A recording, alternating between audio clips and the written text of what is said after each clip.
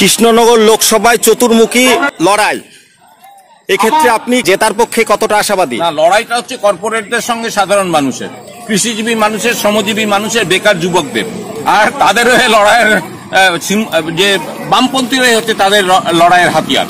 আমরা বামপন্থীদের পক্ষ থেকে সেই লড়াইকে তীব্র করব, কর্পোরেটদের শক্তির বিরুদ্ধে লড়াই করে সেই লড়াইকে জিততে হবে ভারতবর্ষে, সেই লড়াইটাকে তীব্র করব।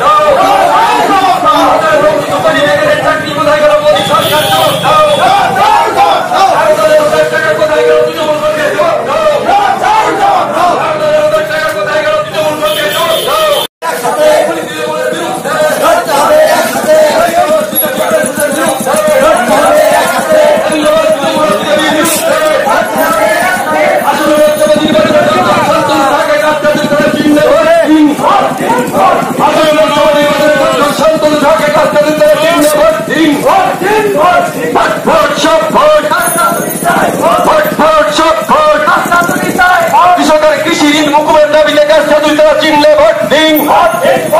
বছরে 2 কোটি বেকারের চাকরি কোথায় গেল মোদী সরকার, জবাব দাও। বছরে 2 কোটি বেকারের চাকরি কোথায় গেল মোদী সরকার, জবাব দাও।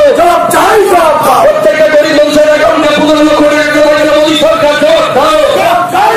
প্রত্যেকটা গরিব মানুষের অ্যাকাউন্টে 15 লক্ষ টাকা করে গেল মোদী সরকার। সাবস্ক্রাইব করুন খবরের দর্পণ ইউটিউব চ্যানেলটিকে এবং পাশে থাকা বেল আইকনটি প্রেস করুন নতুন খবরের আপডেট প্রতিনিয়ত পেতে।